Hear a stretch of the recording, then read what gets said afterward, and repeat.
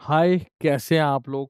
तो आज फिर हम लोगों की मुलाकात हो रही है। आज हम लोग डिस्कस करेंगे प्रीवियस ईयर क्वेश्चन और प्रीवियस ईयर क्वेश्चन में भी हम लोग आज डिस्कस करेंगे सेगमेंट 2024 का।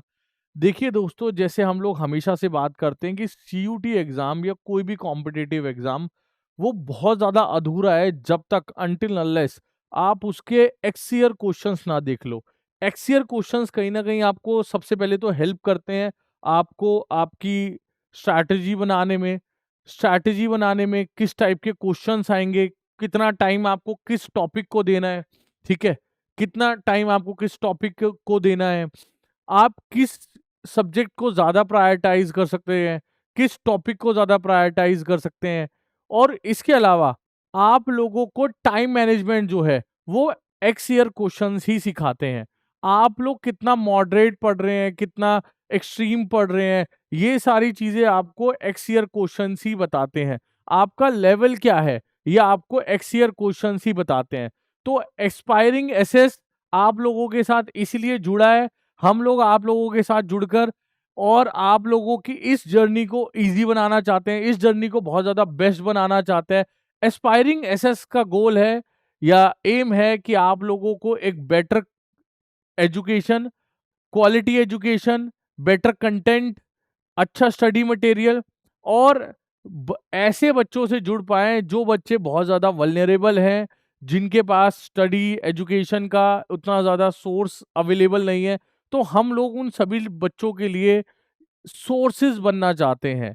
तो आप लोग भी हमारे साथ जुड़िए, प्लीज़ वीडियो को लाइक कीजिए, प्लीज़ सब्सक्राइब कीजिए चैनल को और अगर आप लोग हमारे इस एफर्ट से को एप्रिशिएट करना चाहते हैं तो प्लीज़ वीडियो को लाइक किया कीजिए और कमेंट किया कीजिए। कमेंट कहीं न कहीं हमें एप्रिशिएट करते हैं, हमें बताते हैं कि यस हम लोग राइट डायरेक्शन की तरफ जा रहे हैं। तो मैं आप लोगों को इनवाइट करता हूँ to do justice with your syllabus, to do justice with your study, to do to know right chronology of history.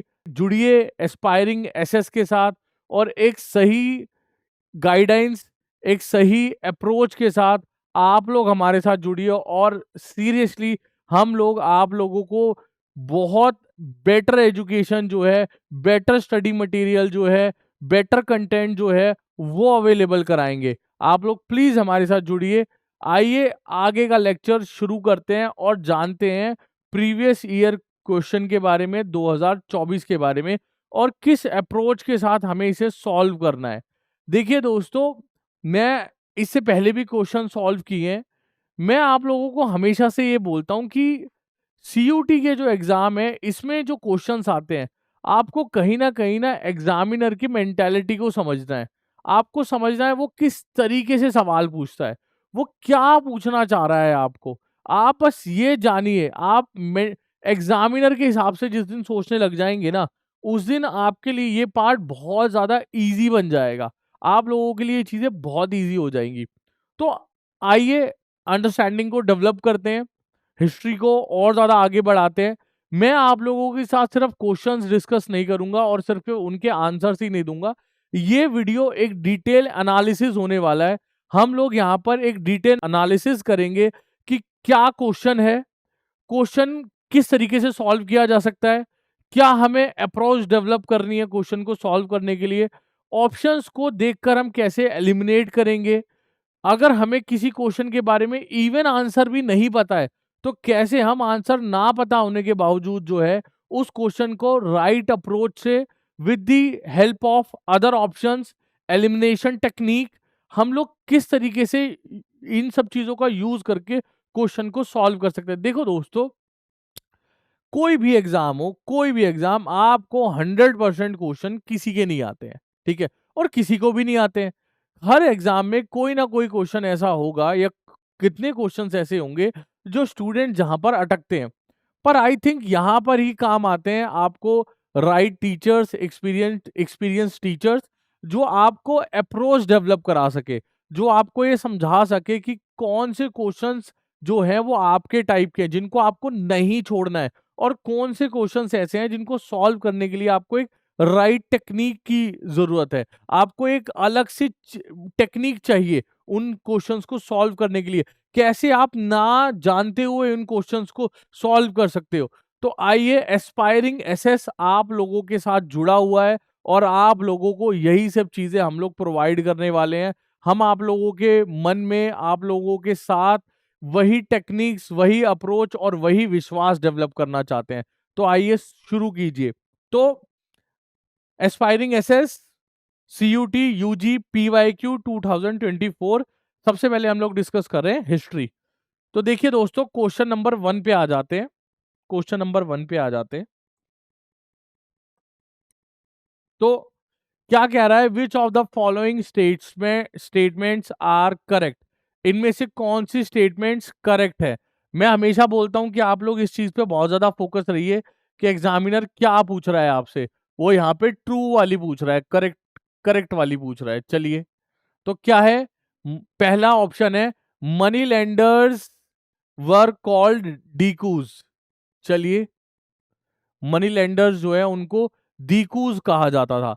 देखिए दोस्तों, आप लोग कहीं, अगर आप लोगों ने थोड़ी भी इसके बारे में स्टडी की है, आप लोगों ने जाना है इसके बारे में, तो आपको अभी के लिए ये पता होगा कि हाँ, मनी लेंडर्स को डीकूज डीकूज कहा जाता है। अब इसके ऊपर मैं और बाद में फोकस करता हूँ, ये डीकू वर्ड के ऊपर। पहले मैं अदर ऑप्शंस के बारे में और बात करता हूँ। फिर उसके बाद है, मैं ऐसा मान के चल रहा हूं कि एक ऐसा बच्चा जिसने पढ़ा है पर बहुत कम पढ़ा है, तो कैसे वो एलिमिनेशन टेक्निक यूज करके, कैसे वो अपनी, जो उसको पता है उसके बेसिस पे ही क्वेश्चंस को सॉल्व कर सकता है। अभी मैं सबसे पहले इस पे बात करना चाहता हूं। तो फिर उसके बाद है, zamindar hired the Santhals to reclaim land. उसके बाद अगला है, संथाल्स वर मर्चेंट्स। देखो भाई, आप लोगों को ये तो पता होगा संथाल क्या है। संथाल्स जो है ना, संथाल क्या है, संथाल कौन थे, संथाल्स कौन है।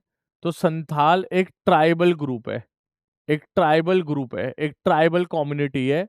आई थिंक आप लोगों को ये बात तो पता होगी, संथाल क्या है, एक ट्राइबल कम्युनिटी है। कहाँ की कम्युनिटी है ट्राइबल ये, तो ये ट्राइबल कम्युनिटी है राजमहल हिल्स। राजमहल हिल्स कहाँ पे है, राजमहल हिल्स।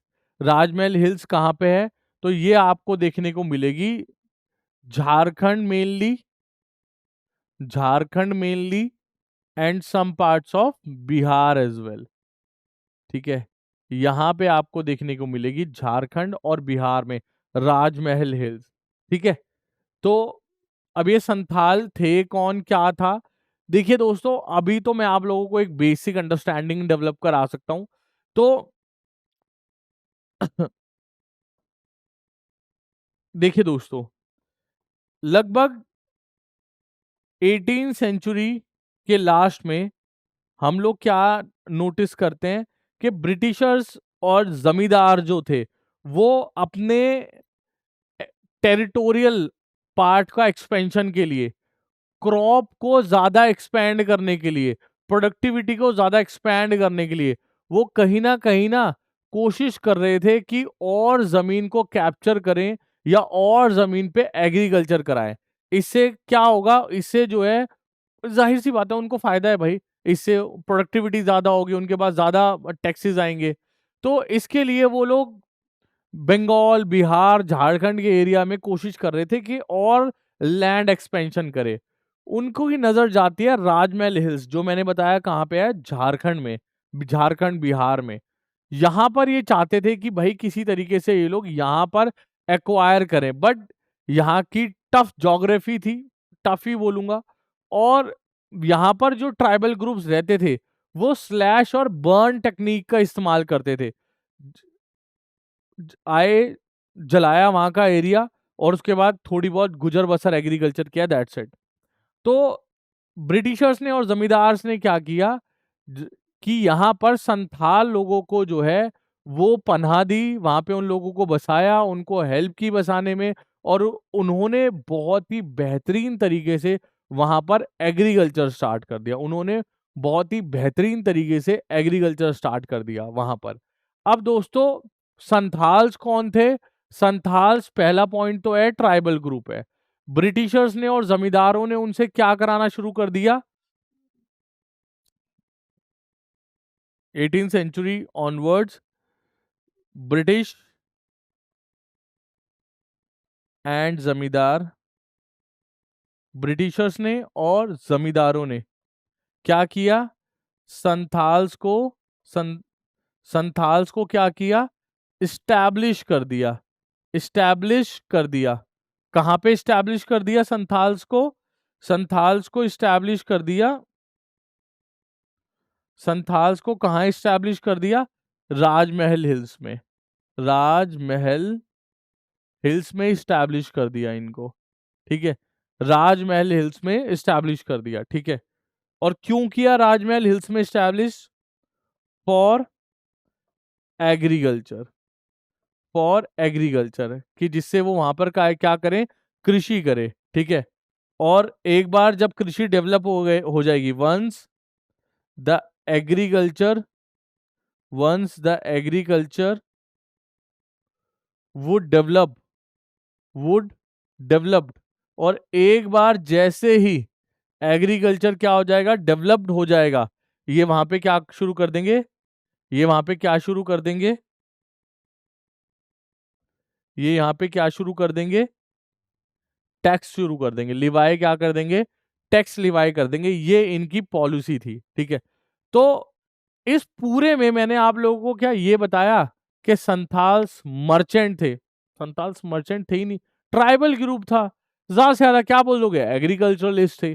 तो भाई ये वाली जो लाइन है ये सरासर गलत है। ठीक है, तो ये तो सरासर गलत है। जो एक आराम से हम लोग सेंस लगा सकते हैं, आराम से जिसका पता लगा सकते हैं, वो तो ये है। उसके बाद land of the Santals were demarcated as Damin i Koh. देखो दोस्तों, जो राजमहल हिल्स का जो इलाका था उसको ब्रिटिशर्स ने दामिन ए कोही नाम से जो है क्या कर दिया था? डिमार्केट कर दिया था। ये बात सही है। सॉरी। तो लैंड ऑफ संथाल या फिर राजमहल हिल्स का जो इलाका है उसको दामिने कोही के नाम से, कोह के नाम से डिमार्केट कर दिया था। सही है। Santhal charge heavy land revenue from dikus money lenders. ठीक है, संथाल्स जो थे, Santhals charge heavy land revenue from dikus, मतलब संथाल्स के ऊपर दीकू जो थे यानी मनी लैंडर्स जो थे वो क्या कर रहे थे? हैवी टैक्स ले रहे थे। हैवी टैक्स ले रहे थे। देखो दोस्तों, जैसा कि मैंने आप लोगों को ऑलरेडी बता दिया है, मैंने आप लोगों को ऑलरेडी बताया कि हाँ, जैसा मैं एक बता रहा हूं आप लोगों को, मैंने ऑलरेडी बताया कि इनका अल्टीमेट गोल क्या था? इनका ब्रिटिशर्स का कहाँ लिखा? हाँ, ब्रिटिश, ब्रिटिश और जमींदार, इनका अल्टीमेट गोल क्या था?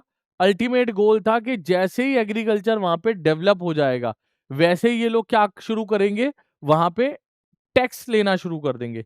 वहां पे टैक्स लेना शुरू कर देंगे दोस्तों, लिवाइड टैक्स। तो टैक्स लेना शुरू कर देंगे। तो संथाल्स तो Santhals charge heavy land revenue from डीकूज।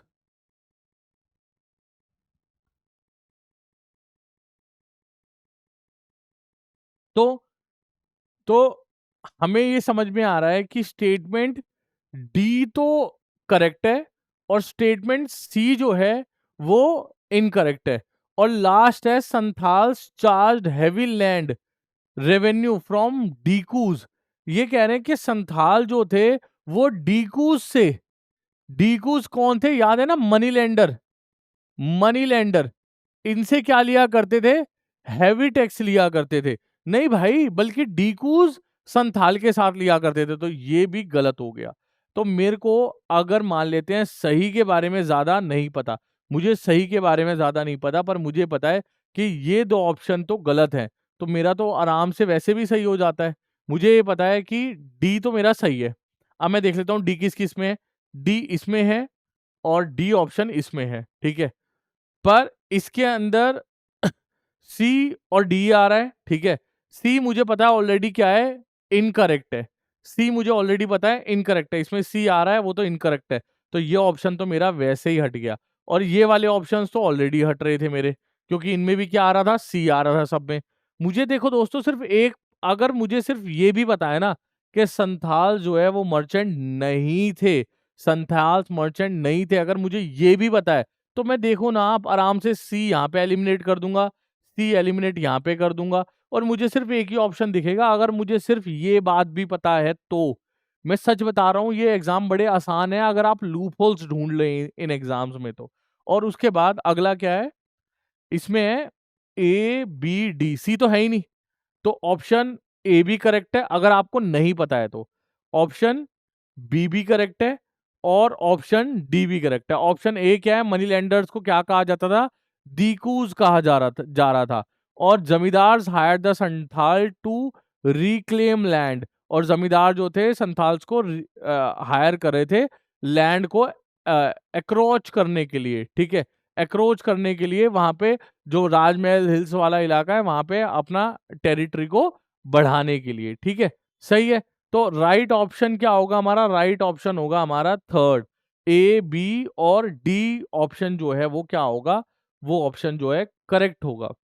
उसके बाद है, which of the following statements are true about zamindar, इनमें से कौन सी स्टेटमेंट जो है वो जमींदारों के बारे में एकदम करेक्ट है। तो स्टेटमेंट पहली है, अगेन क्या पूछ रहा है, ट्रू पूछ रहा है, ठीक है। पहली है, milkiyat land were cultivated for the general use of people, के याद होगा आपको, ये जो मिल्कियात लैंड है, ये क्या होती है, ये जमीन किसकी होती है, जमींदारों की, जमींदारों की, जमींदारों का लैंड है। मिल्कियात लैंड किसका होता है, जमींदारों का, या किसका होता है, बहुत बड़े बड़े फ्यूडल्स का, फ्यूडल्स का है ये, ठीक है, सामंतियों का जमीन हुआ करती थी। तो ये कह रहा है milkiyat land were cultivated for the general use of people, तो इसको जनरल यूज में लिया जाता होगा। देखो दोस्तों, भाई जमींदार की जमीन है, आम आदमी के लिए यूज होगी ये, नहीं होगी, गलत, ठीक है। जमींदार की जमीन है, खुद की जमीन है, आम लोगों के लिए यूज करेगा, इतने भले होते अगर हमारे यहाँ जमींदार लोग, तो बात ही क्या थी। चलिए, उसके बाद है, जमींदार कुड सेल बेक्वेट और मॉर्गेज द मिल्कियात लैंड, ये कह रहा है कि जमींदार जो है अपनी जमीन को, मतलब मिल्कियात को सेल भी कर सकता है, उसको बेक्वेट, बेक्वेट मत करना मतलब उसको वो करना, आगे वंश में देना, ठीक है, आगे अगली पीढ़ी को देना, वसीयत एक तरीके से, आई थिंक राइट वर्ड होगा बेक्वेट का, तो उसको वसीयत के रूप में भी यूज कर सकता है, और उसको मॉर्गेज मतलब गिरवी भी रख सकता है। मॉर्गेज का आसान भाषा में, इकोनॉमिक्स में मतलब गिरवी होता है, ठीक है। तो ये सब कर सकता है भाई, उसका लैंड है, वो सेल करना चाहे सेल करे, बेक्वेट करना चाहे बेक्वेट करे, मॉर्गेज करना चाहे मॉर्गेज करे, क्या माना है, उसकी जमीन है तो कर सकता था। यस, ठीक है। उसके बाद है, जमींदार collected revenue on behalf of themselves, के जमींदार जो थे वो रेवेन्यू कलेक्ट करते थे अपने बिहाफ पे, नहीं दोस्तों, सुनो,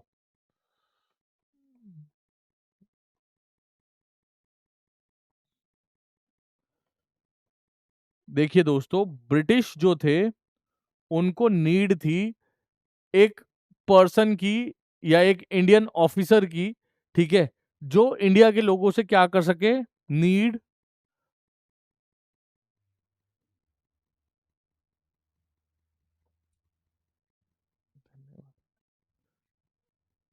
need a person, need a person who can, who can collect taxes from, taxes from Indians, इन्हें एक ऐसे बंदे की जरूरत थी जो इंडियन से टैक्सेस ले सके, ठीक है, खुद इंडियन होगा तो ही इंडियन से टैक्सेस ले सकता है। तो इन लोगों ने क्या किया, इंडियन से टैक्सेस लेने के लिए खुद लेंगे तो बहुत सारी प्रॉब्लम होगी, तो इन्होंने एक इंडियन बंदा ही क्या कर दिया, अपॉइंट कर दिया। इन्होंने क्या किया, एक इंडियन बंदा ही अपॉइंट कर दिया, ठीक है। सो दे अपॉइंटेड जमींदार। इन्होंने क्या किया, एक पोस्ट बनाई, एक पोस्ट। जमींदार क्या है, एक पद है, एक पोस्ट है, ठीक है। जमींदार क्या है, एक पद है, एक पोस्ट है। तो इन्होंने क्या किया, एक पोस्ट बनाई जमींदार की, ठीक है। They appointed zamindar as tax collector, tax collector, ठीक है। और जमींदार को अपॉइंट किया, और ये क्या करेगा, भारत में टैक्स कलेक्ट करेगा। तो आप समझ गए, ब्रिटिशर्स ने अपॉइंट किया किसको, जमींदार को। जमींदार का काम क्या है, जमींदार का काम है इंडियन बंदा होगा, भारतीयों से टैक्स लेगा, क्योंकि ब्रिटिशर्स लेंगे तो बहुत सारे लैंग्वेज बैरियर, और वो लोग कोई ग्रुप व्रुप ना बना ले, ब्रिटिशर्स को हार्म ना कर दे। इंडियन बंदा होगा, इंडियंस की कमजोरी जानता होगा, कैसे पैसा देंगे, कितनी मार पे पैसा देते हैं, ठीक है। तो जमींदार क्या था, एक पद था दोस्तों, एक पोस्ट थी, created by the Britishers, the person who can collect tax from the Indians, ठीक है। तो zamindar collected revenue on behalf of themselves, गलत। किसके बिहाफ पे करेगा, on behalf of British, on behalf of British. तो ऑप्शन टू क्या हो जाएगा, बिल्कुल गलत। उसके बाद है most zamindars had fortresses as well as armed contingent. कह रहे भाई बहुत से जो जमींदार हुआ करते थे, उनका क्या था, उनके पास किले भी थे, और उनके पास अपनी आर्म्ड कंटिंजेंट भी थी, ठीक है। ये कह रहा है कि, ये ऑप्शन कह रहा है कि जमींदार जो थे, उनके पास दो चीज थी, अपने फोर्ट, अपने किले, और अपनी आर्म्ड फोर्स, अपनी आर्म्ड फोर्स, ये दोनों थी इसके पास, ठीक है। ये कह रहा है ये दोनों थी इसके पास। तो दोस्तों ऐसा है कि किला भी था भाई के पास, और आर्म्ड फोर्स भी होती थी इनके पास। आर्म्ड फोर्स इसलिए, भाई एक बात बताओ, लोग टैक्स नहीं देंगे तो कैसे करेंगे, तो इनके पास क्या होते थे, लठैल हुआ करते थे अपने। तो जो भी आदमी मान लो अगर टैक्स नहीं देता था, तो अपने लठैल को भेजता था, और उसकी जमीन को कर लिया करता था, जमीन को एक्रोचमेंट कर लिया करता था, या कैप्चर कर लिया करता था लठैलों की मदद से। तो अब आप समझ गए होगे कि हाँ भाई लठैल थे इसके पास। लठैल को इन्होंने क्या बोल दिया, आसान भाषा में आर्म्ड फोर्स बोल दिया, ठीक है। इनके पास क्या थे, लठैल हुआ करते, लठैल, ठीक है।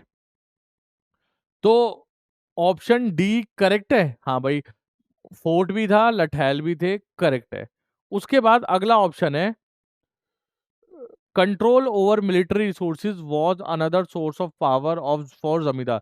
भाई जमींदार के पास अभी तो बताया आर्म फोर्स थी, लठैल थे, तो इनका कंट्रोल था किसके ऊपर, मिलिट्री रिसोर्सेज पे, हाँ था, इसलिए जमींदार पावरफुल थे, बिल्कुल सही है।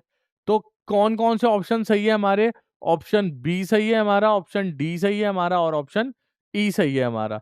तो ऑप्शन बी, डी, ई, इसमें तो नहीं है, इसमें भी नहीं है, इसमें भी नहीं है, और इसमें है बी, डी, ई। तो ऑप्शन बी, डी, ई जो होगा वो करेक्ट है। आगे चलते हैं, ठीक है, ठीक है, आगे चलते हैं। तो अगला है दोस्तों, आप लोगों को मैं ना दोबारा कोशिश करूंगा कि आप लोग प्लीज समझ पाए कि अगर आपको ऐसे मैचिंग आ जाए, तो क्या आपको अगर एक भी ऑप्शन पता है, तो कैसे आप इनको सॉल्व कर सकते हैं। मैं आप लोगों की ये अंडरस्टैंडिंग डेवलप कराना चाहता हूं आज। देखिए हर चार ऑप्शन है, चारों पता होंगे जरूरी थोड़ी है। आपको क्या एक पता है, क्या आपको दो पता है, क्या आपको तीन पता है, तो कैसे हो सकते हैं। और चार पता है तो बात ही खत्म है, खैर तीन पता है तो भी बात खत्म ही है ऑलमोस्ट। चलिए, तो यहाँ पे महल, पहाड़ीज या संथाल, ईयर 1793, और तालुक। और यहां पे क्या दे रखा है, टेरिटोरियल यूनिट, परमानेंट सेटलमेंट, राजमहल हिल्स, और स्टेट्स। चलिए कोशिश करते हैं। तो देखो दोस्तों, सबसे पहले अगर मैं मान लेता हूं आपको कुछ भी नहीं पता, आपको कुछ भी नहीं पता, आपको बस ये पता है कि जैसे मैंने प्रीवियस क्वेश्चन में भी बता दिया कि भाई पहाड़ीज या संथाल कहाँ रहते थे? राजमहल हिल्स में। ये तो अब पता लग गया, नहीं भी बताता तो अब तो पता लग गया ये यहाँ रहते थे। ये बात तो श्योरली पता लग गई ना अब दोस्तों। तो बी का 3 है, देखते हैं बी का 3 किस किस में है। बी का 2 है गलत, बी का 3 है सही है, बी का 3 है सही है, बी का 1 है गलत। तो पहला तो ये है भाई, ऐसा है ये और ये ऑप्शन 2 और 3 में अब फाइट करना है अपने को, ठीक है। उसके अलावा एक और चीज देख लेते हैं। देखो दोस्तों, ब्रिटिशर्स ने ना सबसे पहले फर्स्ट सबसे पहले अपना रूल इस्टेब्लिश किया था कहां पर? Britishers first first established their rule कहां पर? कहां पर किया था? अगर आपको पता है तो प्लीज कमेंट कीजिए एक बार। कहां पर किया था सबसे पहले उन्होंने अपना रूल इस्टेब्लिश? कौन सा पार्ट भारत में सबसे पहले जीता था उन्होंने? तो वो था बंगाल, ठीक है। स्पेलिंग गलत लिख दी, बंगाल। वो था बंगाल, वो था बंगाल, ठीक है। बंगाल को, और बंगाल के अंदर ना, और बंगाल के अंदर उन्होंने क्या किया, उन्होंने बंगाल के अंदर टैक्सेस जो है ना वो कोशिश की ज्यादा से ज्यादा क्या कर सके, बंगाल के अंदर टैक्सेस ले सके। तो 1793 में इन्होंने एक नया सिस्टम निकाला, कहा भाई पूरी जिंदगी भर के लिए ना एक ही टैक्स रेट होगा, पूरी जिंदगी के लिए एक ही टैक्स रेट, ठीक है। और पूरी जिंदगी आपको यही टैक्स रेट पे करना है। ब्रिटिशर्स से भाई ज्यादा टैक्स लेना था, उस समय थोड़ी सी मंदी चल रही थी इनके पास। तो ज्यादा टैक्स लेने के लिए क्या किया, कहा भाई एक नया पपलू दिया लोगों को, पूरी जिंदगी भर के लिए एक ही टैक्स रेट। और क्या बोलते थे उसको? Permanent permanent settlement. Permanent settlement Hindi में बोलते थे इसको आई थिंक इस्तमरारी, इस्तमरारी बंदोबस्त, इस्तमरारी बंदोबस्त, ठीक है। परमानेंट सेटलमेंट क्या था? परमानेंट सेटलमेंट क्या था?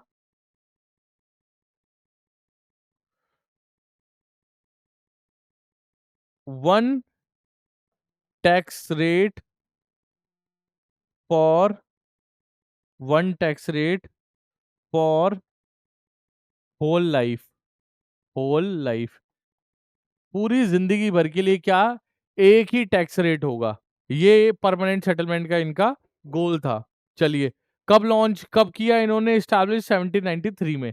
तो अगर किसी को ये पता है कि भाई 1793 में इन्होंने परमानेंट सेटलमेंट जो है वो इस्टेब्लिश किया था, 1793 के अंदर इन्होंने परमानेंट सेटलमेंट इस्टेब्लिश किया था। तो देखते हैं अब सी का 2 देखते हैं किसमें है। इन दोनों में से ही देख लेते हैं अब तो देखो दोस्तों, सी का 2 है, ये रहा सी का 2। यहाँ पे सी का 2 जो है इसमें अपने को देखने को मिल रहा है, सी का 2, सी का 2 देखने को मिल रहा है इसमें। तो ऑटोमेटिकली अब हमारा क्या हो गया, ऑप्शन 2 जो हो गया वो हमारा करेक्ट हो गया। बाकी हमें देखने की जरूरत ही नहीं है, ए का 4 होगा, हमें देखने की जरूरत नहीं है, ठीक है। राजमहल महल जो था वो एक स्टेट था, देखने की जरूरत ही नहीं है हमें, ठीक है। हमारा क्वेश्चन तो वैसे ही सॉल्व हो गया है। तालुक क्या था? तालुक क्या था?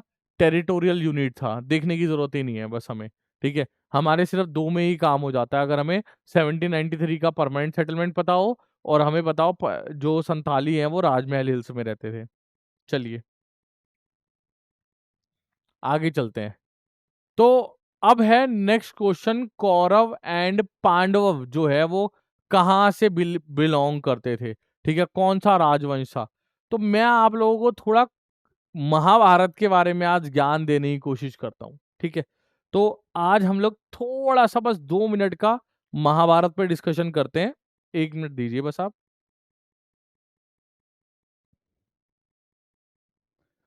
तो मैं एक बहुत छोटी-सी स्टोरी जो है ना महाभारत के बारे में आपको छोटी-सी स्टोरी बताना चाहता हूँ, बिल्कुल। तो देखिए दोस्तों, प्रेज़ेंट डे जो कुरुक्षेत्र है, प्रेज़ेंट डे कुरुक्षेत्र जो है,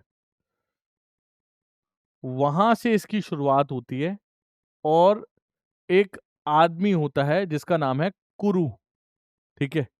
ये आप समझ लीजिए अर्लीएस्ट पर्सन है, अर्लीएस्ट पर्सन, जो उस इलाके में कुरुक्षेत्र के इलाके में राज करना शुरू करता है। उसके बाद कुरु के बाद अगले प्रतीपा, प्रतीपा, ठीक है? आपने प्रतीपा के बाद अगले राजा होते हैं, मैं अभी इसमें एक आधा मिस भी करूँगा बीच में। एक राजा है शांतनु, शांतनु, ठीक है? और जिनके बेटे होते हैं भीष्म पितामह, आपने सुना होगा, भीष्म, जिनके बेटे होते हैं भीष्म, जिन्हें भीष्म पितामह भी कहा जाता है, ठीक है? और फिर देखिए दोस्तों, शांतनु के यहाँ से ही ना एक कहानी शुरू होती है। कहानी ये शुरू होती है कि इसके ना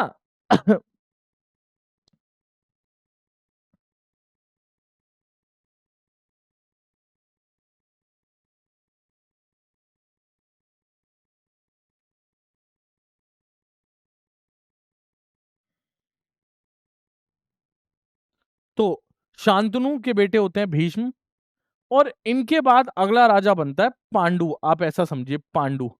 और यहीं से हमारी स्टोरी जो है वो शुरू होती है। यहीं से हमारी स्टोरी जो है शुरू होती है।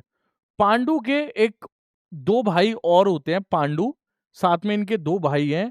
एक भाई का नाम है धृतराष्ट्र, धृतराष्ट्र, और एक और भाई है जिनका नाम है विदुर। धृतराष्ट्र जो कि ब्लाइंड होते हैं, ये सबसे एल्डर होते हैं, ठीक है? सबसे बड़े धृतराष्ट्र हैं, बट क्या है ये जो है एक ब्लाइंड पर्सन है धृतराष्ट्र। तो राजगद्दी पे बैठने की बारी आती है कि राजगद्दी पे कौन बैठेगा। देखिए दोस्तों, जनरली जो लॉज हैं पॉलिटिक्स के, वो ये कहते हैं कि कभी भी कोई ब्लाइंड पर्सन जो है वो राजगद्दी पे नहीं बैठ सकता। ड्यू और ये क्या है, बड़े भाई थे। तो राजगद्दी पे बैठ गए। कुरु डायनेस्टी की या कुरुक्षेत्र की राजगद्दी पे कौन बैठे? महाराजा पांडु, ठीक है? और किंग कौन बन गए? पांडु जो थे वो राजा बन गए कहाँ के? कुरुक्षेत्र, या आप बोलो हस्तिनापुर के। हस्तिनापुर, हस्तिनापुर उस समय क्या था दोस्तों? याद होगा आपको, मैंने क्लासेस में पढ़ाया था, ये एक जनपद था। याद है? जनपद, फिर महाजनपद। तो ये क्या था? हस्तिनापुर एक जनपद था उस समय, ठीक है? महाजनपद नहीं था। राजा बन गए इसके पांडु। पर क्योंकि पांडु की बहुत जल्दी डेथ हो जाती है, तो इसके बाद अगले, क्योंकि बहुत जल्दी डेथ हो जाती है, तो राजा बन जाते हैं धृतराष्ट्र। धृतराष्ट्र, धृतराष्ट्र बन जाते हैं नेक्स्ट रूलर। और यहीं से कहानी जो है ना महाभारत की एक्चुअली शुरू होती है। धृतराष्ट्र कौन है? वही ब्लाइंड पर्सन, वही ब्लाइंड आदमी, ठीक है? ये राजा बन जाते हैं। और और आगे इनका एक बेटा होता है जिसका नाम होता है दुर्योधन। इनका बेटा होता है जो, उसका नाम है दुर्योधन, दुर्योधन। और पांडु जिसकी डेथ हो चुकी है, उसके भी सबसे बड़े बेटे होते हैं, ठीक है? जिनका नाम होता है पांडु, जिनके सबसे बड़े बेटे जिनका नाम है,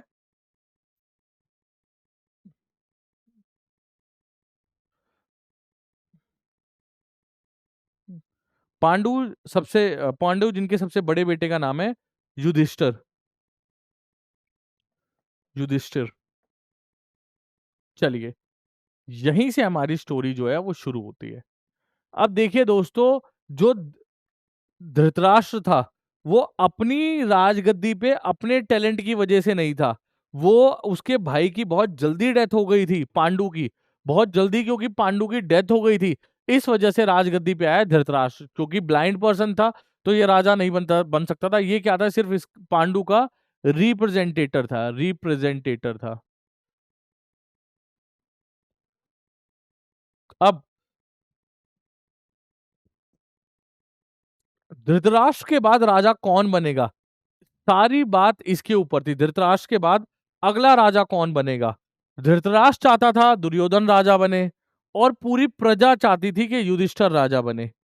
अब इसी वजह से कि राजा कौन बनेगा, देखिए हमारी सोसाइटी में इनिशियली हमेशा से राजा कौन बनता था, हमेशा से राजा बनता था या तो सबसे ज्येष्ठ पुत्र, सबसे बड़ा बेटा, या फिर राजा कौन बना करता था, या फिर राजा बना करता था टैलेंटेड। उसको प्रजा के सामने अपना टैलेंट शो करना पड़ेगा कि हाँ मैं सबसे ज्यादा बहादुर, सबसे ज्यादा ब्रेव, सबसे ज्यादा समझदार टैलेंटेड व्यक्ति हूं, तो वो राजा बना करता था। अब दोस्तों इसी वजह से कि किंग ये बनेंगे या किंग ये बनेंगे, इसी वजह से क्या होती है, महाभारत की लड़ाई होती है। इसी वजह से क्या होती है, महाभारत की लड़ाई होती है। दुर्योधन जो है राजा, क्योंकि दुर्योधन ज्येष्ठ पुत्र नहीं होता। ज्येष्ठ पुत्र कौन होता है, युधिष्ठिर होता है। यहाँ पे एल्डर ब्रदर कौन होता है, एल्डर भाई जो है वो युधिष्ठिर है, और दुर्योधन क्या है, वो एल्डर नहीं है। पर धृतराष्ट्र और दुर्योधन कोशिश करते हैं कि राजा वो बने। दूसरी तरफ युधिष्ठिर जो है कोशिश करते हैं, कृष्ण जी कोशिश कोशिश करते हैं कि राजा ये बने, और जिस वजह से पूरी महाभारत जो है वो होती है। तो एक बहुत छोटा सा आइडिया देना की कोशिश की, इतना सब बताने की जरूरत नहीं थी इस क्वेश्चन में, पर एक छोटी सी चीज आप लोगों को, एपिक है दोस्तों, थोड़ा तो पता ही होना चाहिए। इसको मैं रिलीजियस वाइज नहीं बताया, कोई रिलीजन से का बात का लेना देना नहीं है, बट क्योंकि एक बेसिक आइडिया तो लोगों को होना कि भाई कुरु क्या था, कुरु डायनेस्टी थी अर्लीस्ट, प्रतिभा राजा थे, फिर उसके बाद शांतनु आए, शांतनु के बाद पांडु राजा बनते हैं, पांडु के बाद जो है धृतराष्ट्र राजा बनते हैं, और उसके बाद युधिष्ठिर और दुर्योधन जो है राजा बनने की होड़ में निकल पड़ते हैं, और जिस वजह से पूरी महाभारत की क्या होती है, महाभारत की वॉर शुरू हो जाती है। ठीक है, जिसमें द्रौपदी वगैरह का क्या रोल है ये सब मुझे अभी बताना नहीं है, ठीक है, महाभारत थोड़ी पढ़ रहे हैं हम। चलिए, तो कौरव और पांडव दोनों कौन सी डायनेस्टी से बिलोंग करते थे, कौन सी फैमिली से बिलोंग करते थे, तो दोस्तों शुरू में ही लिखा है कुरु। ऑप्शन वन कुरु इज करेक्ट, सोचने की जरूरत नहीं है। अगले क्वेश्चन की तरफ चलते हैं। तो which report reproduce zamindars and raiyat petitions as appendices for consideration of British parliament. अब इनमें से कौन सी रिपोर्ट है, तो मुझे लगता है सबसे पहले मुझे आपको सारी रिपोर्ट जो है वो समझाने की जरूरत है। फर्स्ट रिपोर्ट क्या थी, सेवेंथ रिपोर्ट क्या थी, और फिफ्थ रिपोर्ट क्या थी, सबसे पहले मुझे आप लोगों को ये समझाने की आवश्यकता है। तो देखिए दोस्तों, पहले एक एक रिपोर्ट पे बात कर लेते हैं छोटी छोटी। तो अब इनको रिपोर्ट्स को देखते हैं। तो देखिए दोस्तों, कितनी रिपोर्ट्स हैं, पहली है फर्स्ट रिपोर्ट, फर्स्ट रिपोर्ट, फिर है उसके बाद फिफ्थ रिपोर्ट, फिफ्थ रिपोर्ट, फिर है सिक्स रिपोर्ट, और उसके बाद है सेवेंथ रिपोर्ट। ठीक है, चलिए अभी मैं अभी के लिए फिफ्थ रिपोर्ट नहीं लेता हूँ, सिर्फ मैं अभी के लिए सिक्स सेवेंथ रिपोर्ट जो है ये लेता हूँ। तो फर्स्ट रिपोर्ट क्या है, तो भाई ये ना ब्रिटिश ईस्ट इंडिया कंपनी जो है वो भारत में, ये रिपोर्ट क्या एनालाइज करती है, तो ऐसे लिखता हूं मैं, दिस रिपोर्ट एनालाइज, एनालाइज करती है क्या, एनालाइज करती है क्या, क्या एनालाइज करती है, the rule, the rule, administration, administration policies and governance, and governance of British east India company. British east India company Bharat पे कैसे काम कर रही है, कैसे रूल कर रही है, कैसे गवर्नेंस कर रही है, ये कैसे एडमिनिस्ट्रेशन कर रही है, ये इस रिपोर्ट में क्या किया गया, एनालाइज किया जाता है। ठीक है, जिसके अंदर क्या किया गया कि जो डिफरेंट सेक्शंस हैं, डिफरेंट सेक्शंस से, सेक्शंस जो है उनसे क्या किया गया, उनसे पिटीशन ली गई उनकी। ठीक है, उनसे उनकी पिटीशन ली गई, उनके टेस्टिमनी लिए गए, उनसे पूछा गया, मतलब कहने का मतलब कि ये कैसा राज कर रहे हैं, ठीक है। तो सेम इसमें भी यही था, सेम इसमें भी यही था, ठीक है। अब आते हैं हम किस पे, फिफ्थ रिपोर्ट पे। फिफ्थ रिपोर्ट जो है ना, वो हमारे लिए बहुत इंपॉर्टेंट है, क्योंकि फिफ्थ, ये जो फिफ्थ रिपोर्ट थी, ये क्या थी, detailed detailed analysis, detailed analysis था ये, किसका, the rule administration and policy and governance of British east India company. बहुत डिटेल एनालिसिस था ये रिपोर्ट कितने पेजेस की थी, लगभग 1000 पेजेस की रिपोर्ट थी ये, जिसमें इन्होंने किस किस से पूछा, टेक पिटीशन, पिटीशन और टेस्टिमनी, टेस्टिमनी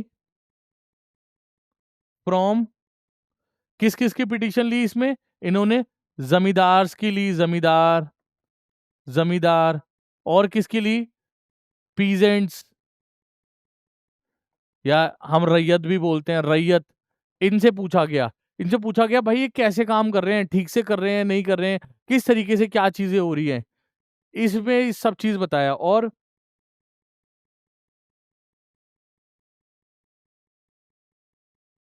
तो यही रिपोर्ट थी, यही रिपोर्ट थी जो क्या देती है, ये रिपोर्ट जो है ना, ये एकमात्र रिपोर्ट, या फिर मतलब मैं बोल देता हूं एक मेन सोर्स है, मेन सोर्स है, किसके लिए, हिस्टोरियंस के लिए, हिस्टोरियंस के लिए, किस चीज के लिए,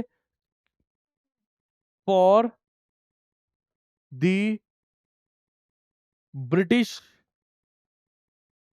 exploitation in India, in India. ये रिपोर्ट ही बताती है हमें कि ब्रिटिशर्स ने कैसे हमें एक्सप्लॉइट किया था। तो इस वजह से ये बड़ी मेन रिपोर्ट है ये फिफ्थ रिपोर्ट, ये एक्सप्लॉइटेशन के बारे में भी बताती है। चलिए आगे चलते हैं अगले क्वेश्चन पे। अगला क्वेश्चन है, the rebel leaders issued a proclamation and few dash to propagate their ideas during the 1857 revolt, fill in the blanks। ठीक है, अब आप एक बार बताइए, जो रेबल लीडर थे, ठीक है, 1857 की जो क्रांति थी, रिवोल्ट थी, उसके अंदर जो लीडर्स थे, ठीक है, क्रांतिकारी थे, उन्होंने इशू किया क्या, proclamation and few, proclamation issue किया, और क्या इशू किया, एक बार बताइए, सब ऑप्शंस को रख के देखिए, कार्ट्रेजिस इशू किए, क्यों भाई कार्ट्रिज इशू क्यों करेंगे, कार्ट्रिज तो वो बारूद था ना, यही बारूद क्यों इशू करेंगे, सिपॉयज सैनिक इशू करेंगे, तालुकदार तालुकदार इशू करेंगे, कुछ सेंस ही नहीं बन रहा। इश्तेहार, क्या इशू किया, इश्तेहार इशू किए, ठीक है, किस लिए इशू किए, इश्तेहार to propagate their ideas during the 1857 revolt, 1857 revolt में अपने आइडियाज को फैलाने के लिए, सिंपल क्वेश्चन। उसके बाद इन 1857 life has gone out of the body was said in the reference of which state, किस राज्य के बारे में कहा था, तो भाई अवध राज्य के बारे में कहा था। एक ब्रिटिश ऑफिसर था, एक ब्रिटिश ऑफिसर था, नाम था उसका Henry, Henry Lawrence, Henry Lawrence जो है ब्रिटिश का नाम था, ठीक है, उसने ये लाइन बोली थी, ठीक है, एक सटायर के रूप में। आगे चलते हैं, उसके बाद है which of the following statements are correct, इनमें से कौन सी स्टेटमेंट्स जो हैं वो करेक्ट है। अब देखिए दोस्तों, मैं ऐसा मान के चल रहा हूं कि मुझे ना इनमें से ज्यादातर स्टेटमेंट्स के बारे में पता ही नहीं है, तो मैं अभी एक बेसिक रीडिंग लेता हूं। तो इसमें कितनी स्टेटमेंट है, 5 स्टेटमेंट है।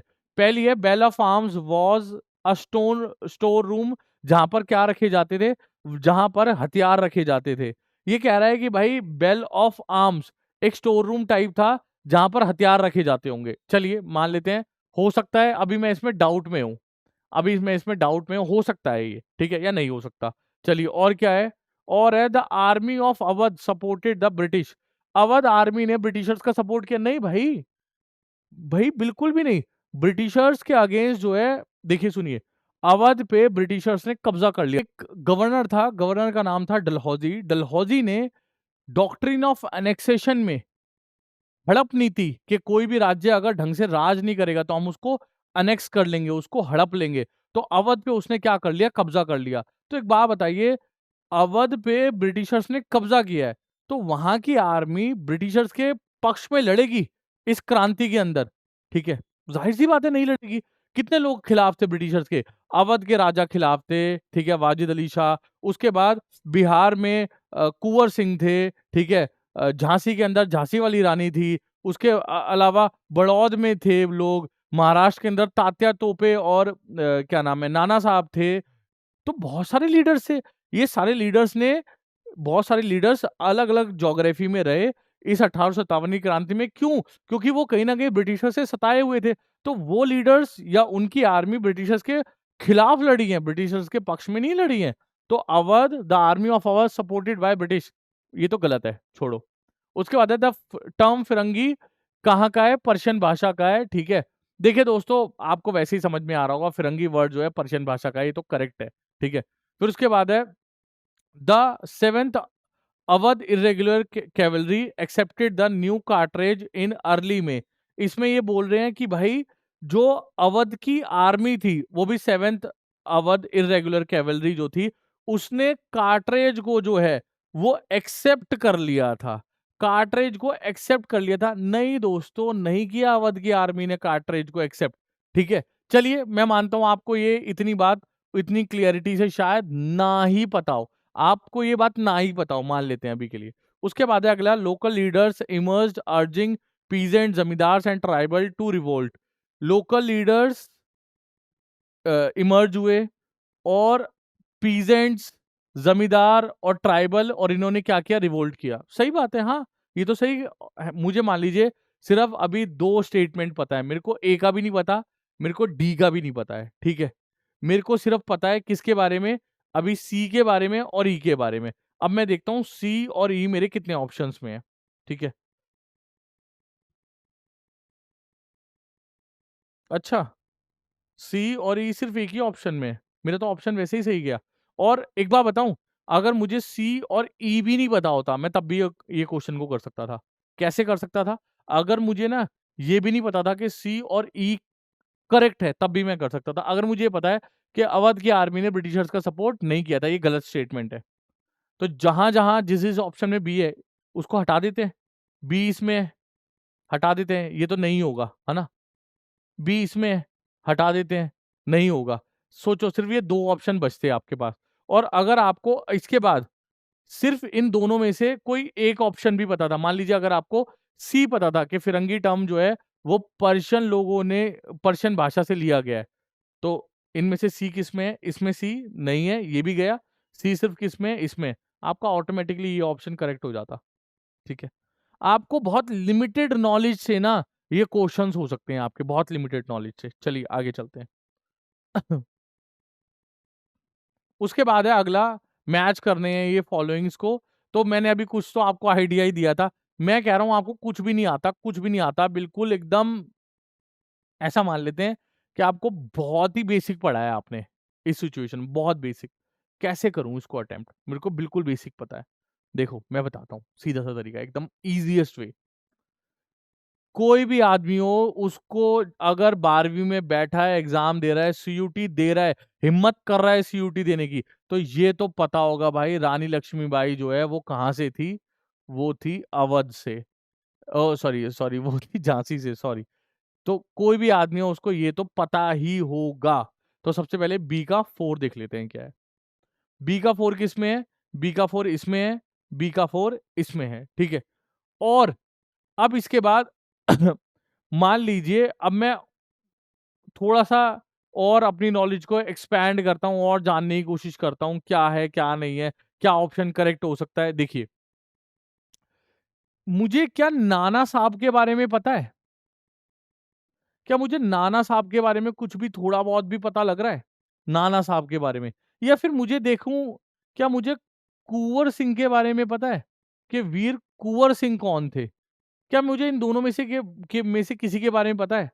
मान लीजिए मुझे, जैसे मैंने अभी पिछली स्टेटमेंट में यूज़ किया, कुँवर सिंह कहाँ के? वो ना बिहार के लीडर थे, बिहार के। कुँवर सिंह कहाँ के थे? बिहार के लीडर, ठीक है। 1857 रिवोल्ट के अंदर ये कहाँ से? ये बिहार वाला जो पार्ट है, वहां पर चीजें जो है वो ऑर्गेनाइज कर रहे थे। बिहार देखना ऑप्शन में नहीं है, पर आरा एक डिस्ट्रिक्ट है, कहाँ है, बिहार में। तो अगर मैं कुंवर सिंह को बिहार में या आरा में मिला दूं, तो मेरा कुछ ऑप्शन बन रहा है, देखना जरा। सी का सेकंड, सी का सेकंड यहाँ है, ठीक है। मुझे अगर ऐसा लग रहा है कि चलो यार क्या पता ये ही ऑप्शन हो, इवन मैं इवन मैं सिर्फ इसी बिहाफ पे, अगर मुझे कुंवर सिंह का आरा पता है, इसी बिहाफ पे करेक्ट कर सकता हूं कि ये ऑप्शन मेरा सही है। बाकी ऑप्शंस में मुझे जाने की जरूरत ही नहीं है, अगर मुझे ये भी बताओ। देखो दोस्तों, आपको थोड़ी नॉलेज चाहिए, थोड़ी सी आपको प्रेजेंस ऑफ माइंड चाहिए, आपको स्मार्ट वर्क करना है। हर ऑप्शन को ढूंढते मत फिरो, ठीक है। कोई एक ऑप्शन को सबसे पहले पकड़ो और बाकी ऑप्शंस को उस ऑप्शन के बेसिस पे इरेडिकेट करो, और उसके बाद आगे क्वेश्चन बनाने की कोशिश करो। सब ऑप्शंस को देखते फिरोगे काम नहीं बनेगा आपका। आप सोच रहे हो सारे मैचेस करोगे, सारे मैचेस तो आपको आएंगे ही नहीं। चलिए, उसके बाद है, who was the leader of Santhal revolt revolt of 1855 और 1856। चलिए, तो संथाल रिवोल्ट के हेड कौन थे? तो देखो दोस्तों, संथाली रिवोल्ट मैंने जैसे आप लोगों को बता दिया, राजमहल हिल्स थी, राजमहल हिल्स। वहां पे कौन थे, रहते थे, संथाली या पहाड़ी बोलते हैं, वो लोग रहा करते थे। वहां पे उनसे क्या कराया गया, एग्रीकल्चर कराया गया, ठीक है। और एग्रीकल्चर जब उनका डेवलप हो गया, वहां पे डेवलप्ड हो गया, तो ब्रिटिशर्स ने क्या किया, वहां पर टैक्स लिवाए करना शुरू कर दिया। और जब टैक्स लिवाए शुरू कर दिया, तो लोगों का क्या आया, संथाली लोगों का रिएक्शन आया। और रिएक्शन में संथाली लोगों ने क्या किया, they revolted revolted against against British. और जिसके बाद उन्होंने किसके अगेंस्ट रिवोल्ट करना शुरू कर दिया, ब्रिटिशर्स के खिलाफ। तो अब ये पूछ रहे हैं कि संथालियों के इस समय लीडर कौन थे। तो दोस्तों, इस ऑप्शन के लिए आपको थोड़ा सा ज्ञान चाहिए था, आप तभी कर सकते थे, ठीक है। तो कौन थे, तो इसके ऑप्शन है सिद्धू मांझी, सिद्धू मांझी, ठीक है, सिद्धू मांझी। चलिए, who fought the famous battle of Chinhut in which of the British forces under the Henry Lawrence। Henry Lawrence याद होगा आपको, मैंने एक बार और नाम लिया था, ठीक है। तो अब इसके बारे में डिस्कशन करते हैं। चलिए, इस वाले पार्ट में मैंने इसके आगे भी चीजें करा दी थी, बट क्योंकि वॉइस ब्रेक हो गई थी, तो आगे वाली चीजें आप लोगों को नहीं समझ में आई होगी, दोबारा मैं बताता हूँ। अब आई थिंक वॉइस एकदम क्लियर है। तो जैसा मैंने एक्सप्लेन किया था कि बैटल ऑफ चिन्हट कहाँ पे हुई थी, अवध में। ये किसका पार्ट है, ये पार्ट है 1857 रिवोल्ट का, 1857 रिवोल्ट का ये पार्ट है, ठीक है। और इस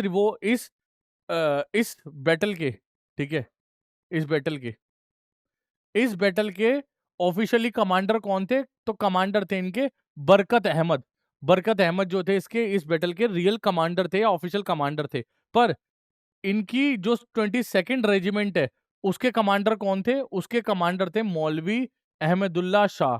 मौलवी अहमदुल्ला शाह क्या थे, कमांडर थे, ठीक है। कमांडर थे किसके, 22nd रेजिमेंट के कमांडर थे ये, ठीक है। ये चीफ कमांडर नहीं थे, ये भी कमांडर थे, बस कहने का मतलब, ठीक है। मौलवी अहमदुल्ला शाह। तो शामल, ब्रिज, कादर, कुंवर सिंह, तो ऑप्शन क्या है, मौलवी अहमदुल्ला शाह। उसके बाद लखनऊ में who was the commissioner of Lucknow, ठीक है, ड्यूरिंग द रिवोल्ट ऑफ 1857। 1857 की क्रांति के दौरान इसका कमिश्नर कौन था, तो कौन था दोस्तों, हेनरी लॉरेंस। इसके बारे में अभी हमने पढ़ा था ना, ये बताता है कि आउट ऑफ द बॉडी वाली बात solve out of the body हो गई जब हमने अवध को कैप्चर कर लिया एक तरीके से। चलिए, उसके बाद अगला ऑप्शन है, सनसेट लॉ जो है वो किससे रिलेटेड है।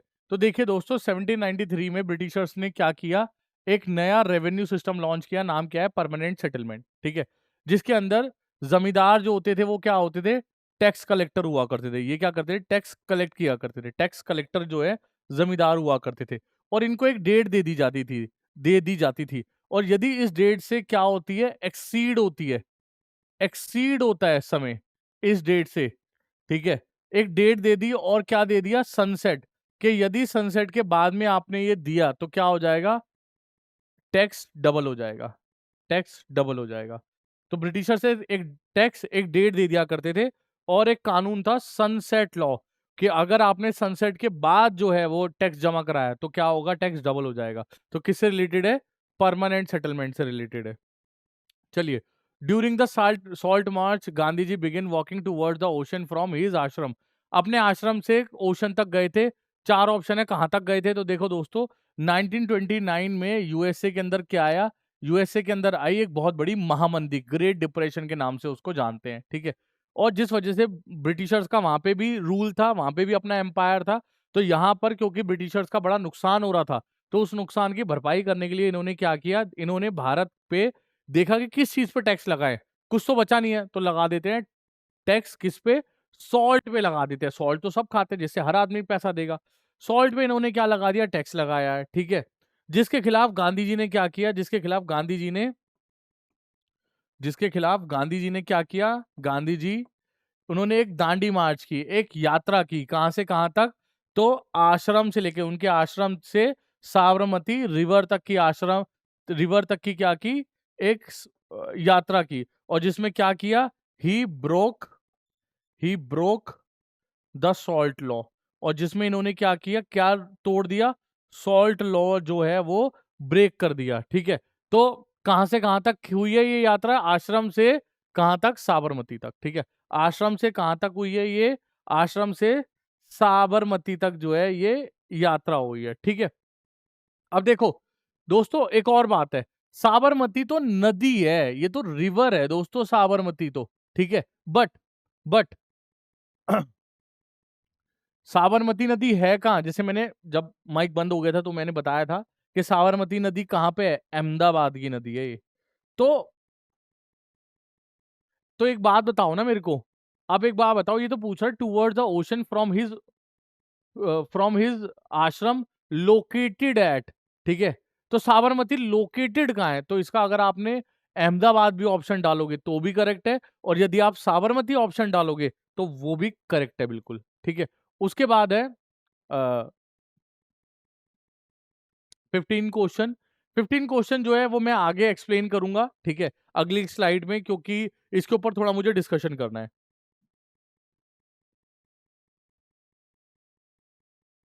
उसके बाद है स्वराज। पूर्ण स्वराज जो है, जिसका मतलब क्या है, ये पूछ रहे हैं ये फ्रीडम स्ट्रगल के दौरान।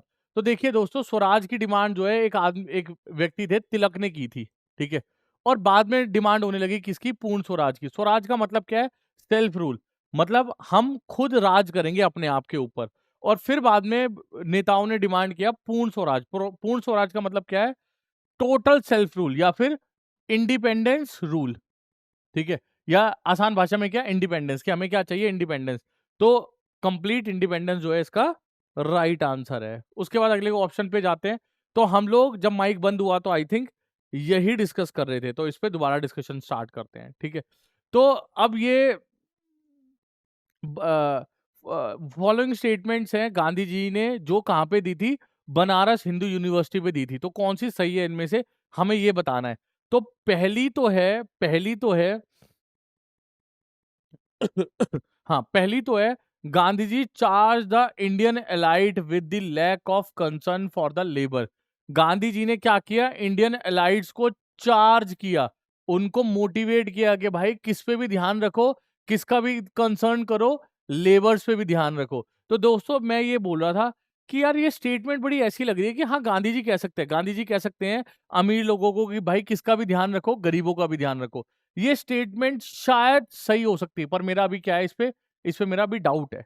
चलिए, उसके बाद है गांधी जी वॉज नॉट। अब मैं ये उस पॉइंट ऑफ व्यू से चल रहा हूं कि अगर बच्चे को ना पता हो तो वो कैसे सॉल्व कर सकता है, अदरवाइज मैंने तो एक्सप्लेन करना ही है। फिर है Gandhi ji was not worried about the contract contrast between the richly bed bedecked nobleman and millions of poor Indian. अगला है Gandhi ji was not worried. इसमें क्या रहे, गांधी जी वरीड ही नहीं है, किसके बारे में, कॉन्ट्रैक्ट बिटवीन रिचली, जो रिच क्लास है, रिच क्लास है, ठीक है, रिच क्लास है, ठीक है, और बेडेक्ड नोबल्समैन है, ठीक है, और किसके बीच में, मिलियंस ऑफ पुअर के बीच में। मतलब कहने का मतलब रिच और जो पुअर हैं इनके बीच में किसी प्रकार के कॉन्ट्रैक्ट को लेकर गांधी जी वरीड नहीं है। यार अगर पहली स्टेटमेंट को मैं ये मान रहा हूं कि ये डाउट है, ये शायद सही हो सकता है शायद गलत, दूसरी स्टेटमेंट पे तो मैं सोच ही नहीं सकता कि गांधी जी अमीर और गरीब के बारे में चिंतित नहीं थे, वो नहीं चाहते थे कि अमीर और गरीब एक दूसरे के पास आए, ये तो मान ही नहीं सकता, तो ये स्टेटमेंट तो गलत है। ठीक है, ये लिख रहा है was not worried about the contract between the richly bedecked nobleman and the millions of poor Indian। नहीं, तो ये तो बिल्कुल गलत, इनकरेक्ट है। ठीक है, उसके बाद अगला क्या है, अगला क्या है, अगले पे डिस्कशन करो तो अगला है Gandhi ji said are salvation can only come through lawyers, doctors and rich landlords. Salvation मतलब कि क्या, मोक्ष, मोक्ष मतलब क्या, मुक्ति। हमारी मुक्ति सिर्फ कैसे हो सकती है, हमें लॉयर, डॉक्टर और रिच लैंडलॉर्ड दिला सकते हैं। नहीं दोस्तों, ऐसा तो हो ही नहीं सकता गांधी जी ये कहें कि सिर्फ लॉयर दिला सकते हैं, सिर्फ डॉक्टर और सिर्फ रिच लोग जो है वही दिला सकते हैं। नहीं, बल्कि गांधी जी तो ये बोलते हैं कि पीजेंट्स, आम लोग दिला सकते हैं। तो भाई ये स्टेटमेंट भी क्या है, ये स्टेटमेंट भी गलत है। ठीक है, उसके बाद है Gandhi ji emphasise that the farmers are going to rescue the salvation. अब देख रहे हो क्या है, गांधी जी तो बल्कि क्या बोलते हैं कि हमें हमारे सेल्वेशन को रेस्क्यू बचाएगा कौन, फार्मर्स बचाएंगे, पीजेंट्स बचाएंगे। तो देख रहे हो ये दोनों लाइनें तो आपस में एक दूसरे से वैसी क्या है, कॉन्ट्राडिक्टरी है। तो ये ऑप्शन हमारा ठीक हो गया। ठीक है, और Gandhi ji told the privilege invite strip yourself of the jewellery and hold in it trust of your countryman. ठीक है, अब मेरे को ना ये स्टेटमेंट भी नहीं पता क्या है, मुझे सिर्फ समझ में आई है ये दो स्टेटमेंट्स। ठीक है, पहली जो मुझे लग रही है करेक्ट, और शायद दूसरी जिस पे है मुझे डाउट। तो ठीक है, पहले हम लोग ये देख लेते हैं कि डी किस में है। देखो डी तीनों में है दोस्तों, डी तीनों में है। अब आपको बताता हूँ एक और तरीका, डी तीनों में, यहां पर तो आपके लिए मुसीबत हो गई है, डी तीनों में। अब क्या करो, आप एक बात सोचो ना, आपने बी और सी भी तो देखा था, बी और सी क्या है, इनकरेक्ट है। तो एक बार अब ऐसे ऑप्शन देख लो ना जिसमें बी और सी भी है, तो आप लोग तो उसको आराम से एलिमिनेट कर लोगे। अब देखते हैं बी और सी कहाँ है। जैसे देखिए इसमें बी भी है, इसमें बी भी है, और बी क्या है, इनकरेक्ट है, तो ये ऑप्शन तो नहीं है। ठीक है, और सी देखो, इसमें देखो दोस्तों आपको सी भी देखने को मिल रहा है, तो ये भी क्या है, इनकरेक्ट है। और ये तो ऑलरेडी इनकरेक्ट है क्योंकि इसके अंदर तो डी मिसिंग है, तो ये भी इनकरेक्ट है। क्या बच गया, फोर्थ बच गया आपका। आराम से आप लोगों ने सॉल्व कर लिया इसको, आपको कोई प्रॉब्लम ही नहीं हुई। ठीक है, चलिए आगे चलते हैं। अगला है 18th क्वेश्चन। 18th क्वेश्चन पे दोबारा मिलान करना है आपको, बहुत ही ज्यादा इजीएस्ट वे में समझाता हूं। आप में से किसी को भी कुछ भी नहीं, तो जलियांवाला बाग हत्याकांड तो आप लोगों ने क्लास में सुना होगा, टीचर ने समझाया होगा। आप सीयूटी देने बैठे हो तो आपको पता ही होगा, ये तो मैं मान के चलता हूं। आपको ही पता है जलियांवाला बाग क्या था, अमृतसर के जलियांवाला बाग के अंदर जो है ब्रिटिशर्स ने क्या किया था, गोली चला दी थी और बहुत सारे लोग मर गए थे। पता है ये वाली बात, कब हुई थी ये वाली बात, ये भी पता है। तो देखो भाई, ब्रिटिशर्स ने एक लॉ बनाया था, ठीक है, ब्रिटिशर्स ने एक लॉ बनाया था, ठीक है, और जिस लॉ के बाद, चलिए मैं लॉ वाला एग्जांपल आपके साथ ऐसे ही रहने देता हूँ। अब मैं सीधे जलियांवाला बाग से ही आपको इसको, अदरवाइज वो बहुत लंबा हो जाएगा जो मैं तरीका अभी अपना रहा था। जलियांवाला बाग मुझे पता है कब हुआ था, 1919 में हुआ था, ये मुझे पता है। ठीक है, पहले देख लेता हूँ बी का 3 किस किस में है। बी का सेकंड है हटा दो, बी का फर्स्ट है हटा दो, बी का थर्ड है, बी का फोर्थ है हटा दो, बस खत्म हो गया। तो मेरा मेरा सवाल हो गया दोस्तों, फोर्थ इसका करेक्ट आंसर है, मेरा सवाल हो चुका है, मुझे और कुछ करने की जरूरत नहीं है अब। मुझे सिर्फ जलियांवाला बाग मैसेकर पता था, मुझे कुछ नहीं आता था। मेरा क्वेश्चन हो गया, क्यों मुझे देखना है कि खिलाफत कब हुआ था? मुझे क्यों जानना है केमाल अतातुर्क कब हुआ था? लुईस फिशर कौन थे? मुझे जानना ही नहीं है। मेरा सिर्फ जलियांवाला बाग से हो गया। या मुझे जलियांवाला बाग नहीं पता होता तो मुझे जलियांवाला बाग के बाद एक और आंदोलन हुआ था, खिलाफत मूवमेंट। मुझे ये पता होता 1919 से 1920 के बीच में हुआ था, यहाँ से कर लेता। मतलब कहीं से कुछ तो ऑप्शन बनते, ठीक है? और लुईस फिशरमैन कौन था? गांधी जी की बायोग्राफी लिखी थी इसने, ठीक है? और ये कौन था? एक टर्किश रूलर था। केमाल कौन था? एक टर्किश रूलर था, ठीक है? देखिए दोस्तों, बार-बार बोल रहा हूँ मैं, इन लूप होल्स का फायदा उठाइए, आपको हेल्प मिलेगी बहुत।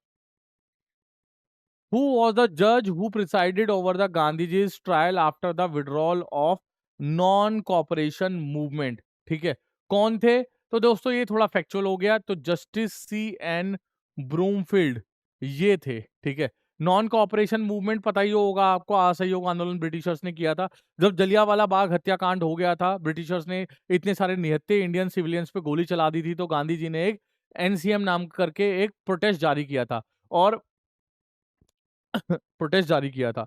और उस प्रोटेस्ट को जब गांधी जी ने खत्म किया, तो फिर गांधी जी का एक कोर्ट ट्रायल भी हुआ और उस कोर्ट ट्रायल में जज कौन थे? तो जज थे जस्टिस सी एन ब्रूमफील्ड। चलिए, when were the separate electoral system first created by the British colonial government? ठीक है, पहली बार जो सेपरेट इलेक्टोरल सिस्टम था वो कब ब्रिटिशर्स ने जारी किया? देखो दोस्तों सुनो, अब मेरी बात सुनो। देखो दोस्तों, भारतीयों ने ना 1857 रिवोल्ट किया, ठीक है? और जो कि क्या रहा? फेल्ड रहा। पर भारतीयों को कॉन्फिडेंस आ गया और ब्रिटिशर्स को डर लग गया कि भाई ये लोग चैलेंजिंग भी हो सकते हैं। फिर भारतीयों ने क्या किया? 1885 के अंदर 1885 के अंदर क्या बना लिया? एक ग्रुप बना लिया जिससे कि उनकी वॉइस स्ट्रांग हो जाए। ग्रुप का नाम था all India national Congress, INC बना लिया, ठीक है? और उसके बाद ना आईएनसी कॉन्टिन्यूअस डिमांड करती थी, किसकी? कॉन्टिन्यूअस डिमांड कर रही थी, किसकी demand? For for provincial provincial election. और आईएनसी हमेशा से डिमांड करती रही ब्रिटिशर से कि भाई हमें क्या करना है? हमें हमें हमें क्या लड़ना है? प्रोविंशियल लेवल पे। उस समय भारत में 7 प्रोविंस थे, ठीक है? एक तरीके से राज्य समझ लो आज। 7 राज्यों में हमें क्या लड़ना है? चुनाव लड़ना है। हमें चुनाव लड़ने की परमिशन दो। हम लोग एटलीस्ट राज्यों में, प्रोविंशियल में तो प्रोविंस में तो इलेक्शन लड़ सकें, ठीक है? तो डिमांड करी इलेक्शन लड़ने की बहुत बार। ब्रिटिशर्स टालते गए, टालते गए, टालते गए, टालते गए, पर भाई एक समय होता है ना आपको। देखो, अगर कोई आदमी आपसे सही मांग कर रहा है, जायज मांग कर रहा है, तो आप एक लिमिटेड समय तक ही उसको टाल सकते हो, ठीक है? आप उसके बाद उसको टाल नहीं सकते हो। अगर कोई एक जायज मांग कर रहा है तो कब तक टाल लोगे भाई? अदरवाइज उसके पास और सोर्सेज भी हैं। तो ब्रिटिशर्स को अब भारतीयों को इलेक्शन की परमिशन देनी थी, पर ब्रिटिशर्स ने दिमाग चलाया और 1909 में 1909 में एक कानून बनाया, गवर्नमेंट ऑफ इंडिया एक्ट 1909, और जिसके तहत ना पहली बार भारतीयों को परमिशन तो दे दी, परमिशन तो दे दी टू कंटेस्ट द इलेक्शन। किसकी? इलेक्शन लड़ने की तो परमिशन दे दी, ठीक है? और प्रोविंशियल इलेक्शन की तो परमिशन परमिशन मिल गई, पर एक नया चीज भी इसमें क्या की? इंट्रोड्यूस की। क्या इंट्रोड्यूस किया? Separate electoral electoral system. ये क्या है भला? इन्होंने कहा भाई मुस्लिम बंदे के लिए एक मुस्लिम कैंडिडेट होगा, ठीक है? मुस्लिमों का रिप्रेजेंटेशन कौन करेगा? मुस्लिम। और बाकी जो हिंदू, सिख, ईसाई, क्रिश्चियन वगैरह जो हैं, उनके लिए कोई भी लीडर हो सकता है, पर मुसलमानों के लिए कौन होगा? मुसलमानों के लिए एक मुस्लिम लीडर ही होगा, ठीक है? मुसलमान मतलब कि अपना एक अलग लीडर चुनेंगे और बाकी जो कैटेगरी है वो अपना अलग चुनेंगे। और बाद में इन्होंने ये पहले मुसलमानों को दिया, फिर दलितों को दिया, बाकी और माइनॉरिटीज को भी ये सेपरेट इलेक्टोरल सिस्टम दे दिया, ठीक है, कि हर कैटेगरी के लिए अलग चुनाव होंगे और वो सिर्फ अपनी कैटेगरी के बंदे को ही क्या करेंगे, इलेक्ट करेंगे। देखो भाई, आप साफ साफ समझो, चुनाव लड़वाना नहीं चाहते थे, इसलिए हिंदू मुस्लिम में क्या किया, हिंदू मुस्लिम में यूनिटी को डिस्ट्रॉय किया, ठीक है। मुसलमानों को एक एक्स्ट्रा चीज दे दी जो मुसलमानों को तो पसंद आएगी लेकिन हिंदुओं को पसंद नहीं आएगी, ठीक है। और जिसकी वजह से क्या होगा, इन दोनों के बीच में विवाद होगा, जिसकी भी वजह से अगर इन दोनों के बीच में विवाद होगा तो क्या होगा, एक पॉइंट पे यूनाइट नहीं होंगे, एक चीज पे यूनाइट नहीं होंगे। दोस्तों, ये 1909 की जो ब्रिटिशर्स ने फूट डाली है भारत में हिंदू मुस्लिम एकता में, वो आज तक देखने को मिलती है। ये एक ऐसा बीज था जो आज भी हमें देखने को मिलता है, हिंदू मुस्लिम एकता। कोई भी नेता जब भी अपनी पॉलिटिक्स का उल्लू सीधा करना होता है तो क्या करता है, हिंदू मुस्लिम करता है। और हम लोगों को सबको ये पता है, आपको भी पता है, मुझे भी पता है, पर हम तब भी सपोर्ट करते हैं।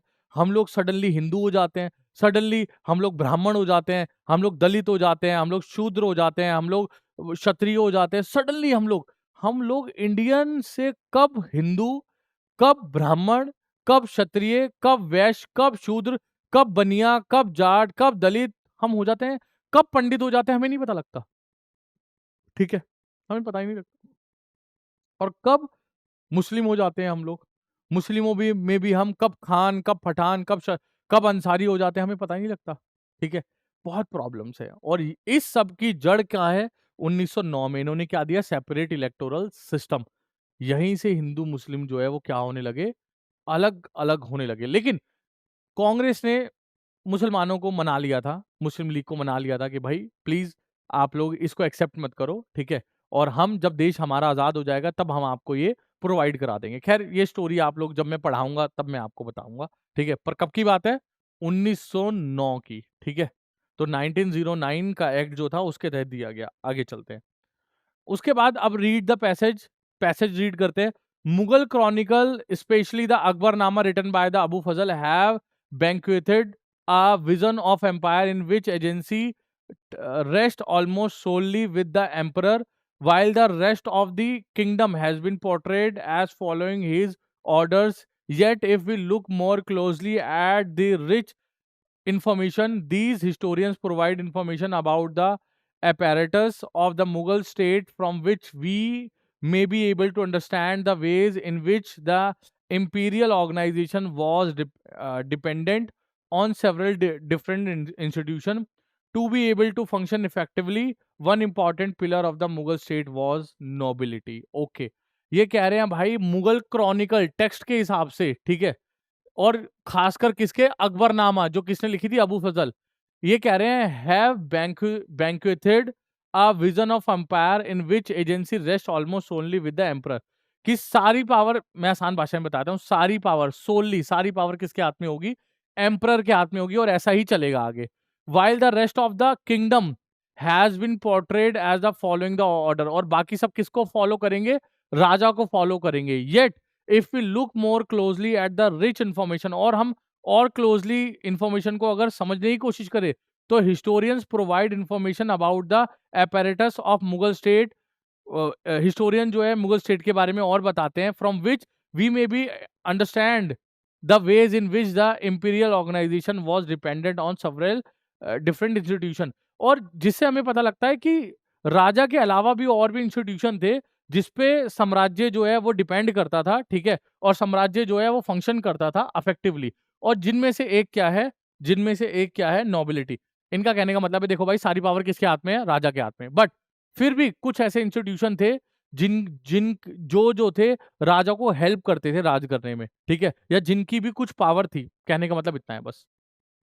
और उनमें से एक क्या है, नोबिलिटी। नोबिलिटी कौन है, नोबिलिटी इस्लाम को जानने वाले जो बहुत स्कॉलर लोग होते थे उनको नोबल कहते थे, ठीक है। राजा के दरबार में होते थे नोबल, इस्लाम के बहुत ज्ञाता लोग होते थे, बहुत जानने वाले नॉलेजेबल स्कॉलर लोग हुआ करते थे, उनको नोबिलिटी कहा करते थे, ठीक है। चलिए अब क्वेश्चंस देखते हैं। Mughal chronicles viewed the emperor as a supreme sovereign authority. तो मुगल क्रॉनिकल के हिसाब से जो राजा था वो सुप्रीम अथॉरिटी था, ठीक है। क्यों? क्योंकि nobility wanted him to be one, क्योंकि नोबिलिटी चाहती थी। Vision of empire viewed the emperor as the sole ruler, क्योंकि जो vision of empire viewed the emperor as the sole ruler, क्योंकि एम्पायर जो है वो अपने एम्परर को एक सोल अथॉरिटी देखता है, एकमात्र क्या देखता है, अथॉरिटी, पावर का जरिया देखता है, ठीक है, एकमात्र शक्तिशाली व्यक्ति देखता है। सही बात लग रही है ये, ठीक है। और तीसरा है Chronicle were a rich source of history, ये तो इररेलीवेंट ही है, समझ ही नहीं आ रहा है। Imperial administration was weak, imperial administration क्योंकि वीक होगा, नहीं। इन दोनों में से लगता है पहला क्या है, nobility wanted him to be, क्योंकि नोबिलिटी चाहती होगी। नहीं दोस्तों, कहीं भी कोई भी नोबिलिटी होती है ना, वो नहीं चाहती कि राजा बहुत पावरफुल हो, जिससे उनको कोई पावर ही ना मिले, कभी भी नहीं चाहती, ठीक है। तो ये भी ऑप्शन गलत होगा। करेक्ट ऑप्शन होगा vision of empire viewed the emperor as the sole authority. Empire का मतलब ही क्या है कि राजा के हाथ में पावर होगी दोस्तों। चलिए, उसके बाद which section of the Mughal court was viewed as very significant. Mughal court के अंदर, मुगल दरबार के अंदर किस सेक्शन को हम सबसे ज्यादा क्या देखते हैं, इंपॉर्टेंट देखते हैं, किसको देखते हैं? तो देखो दोस्तों, कोर्ट, कोर्ट मतलब दरबार की बात हो रही है, ये दरबार में द एम्पायर, एम्पायर दरबार नहीं है, एम्पायर तो पूरा साम्राज्य है, इररेलीवेंट है ये, ठीक है, ये तो इररेलीवेंट है। मुगल क्रॉनिकल्स टेक्स्ट है दोस्तों, क्यों ही दिया है ये। उसके बाद है इंपीरियल विजन, दरबार की किसी पर्सन का तो नाम ही नहीं आया इसमें, सिर्फ किसका है, नोबिलिटी, तो नोबिलिटी करेक्ट है। मतलब आप समझ लो कितने इररेलीवेंट दिए हैं इन्होंने, इन्होंने तीन ऑप्शन जो है बड़े इररेलीवेंट दिए और चौथा करेक्ट दिया है। अब बच्चा कैसे कंफ्यूज होगा, वो देखेगा यार तीन तो बड़े सिमिलर है, वो इररेलीवेंट किसको समझेगा, इसको समझेगा, वो इररेलीवेंट नोबिलिटी को समझेगा, बाकी बट इररेलीवेंट क्या है, बाकी तीन ऑप्शन थे वो बिल्कुल इररेलीवेंट है, ठीक है। ये वो पूछ रहा है विच सेक्शन, कौन सा सेक्शन मुगल दरबार का सबसे ज्यादा इंपॉर्टेंट था, द एम्पायर। मुगल दरबार में कौन एम्पायर होता है, कौन है एम्पायर, किसका नाम है? मुगल क्रॉनिकल कौन है ये? कोई नहीं है ये तो। फिर एम्पायर विजन, नहीं, नोबिलिटी तो ग्रुप है ना, एक ग्रुप है, किसका ग्रुप है, group of Islamic, Islamic scholars, group of Islamic scholars है ये, ठीक है। तो nobility would be the correct answer. Which chronicle says that the entire kingdom has to follow the king's order, ठीक है। किस डॉक्यूमेंट के हिसाब से ये कहा जाता है कि इस पूरे साम्राज्य को जो है वो किसकी बात माननी पड़ेगी, राजा की बात माननी पड़ेगी। तो देखो दोस्तों, बहुत ही आसान है। बादशाहनामा लिखी गई थी शाहजहां के बारे में, ठीक है। आप शाहजहां से पहले के आदमी देखिए। अकबरनामा याद ही होगा आपने, किसने लिखी है, अबू फजल ने। तो यही आंसर है वैसे इसका, अबू फजल ही है, ठीक है। और किताब खाना जो है वो क्या होता है, लाइब्रेरी। तो लाइब्रेरी में क्या ये सब थोड़ी होगा, ठीक है। और ये उर्दू अखबार, अखबार से ही समझ गए होगे आप लोग। तो इररेलीवेंट दिए हैं दो ऑप्शन इन्होंने, इररेलीवेंट है। इसमें से और इसमें से चूज करना था, जिसको पता होगा शाहनामा शाहजहां के बारे में लिखी है, और उस वो जो है 20 साल का इतिहास बताती है, तो वो आदमी आराम से समझ जाएगा कि वो शाहजहां के ऊपर और एम्पायर के बारे में ज्यादा लिखती है, ठीक है। आपको हमारा ये कंटेंट, हमारे एफर्ट्स अच्छे लग रहे हैं तो प्लीज अप्रिशिएट कीजिए। थैंक यू सो मच, फिर मिलेंगे, बाय बाय।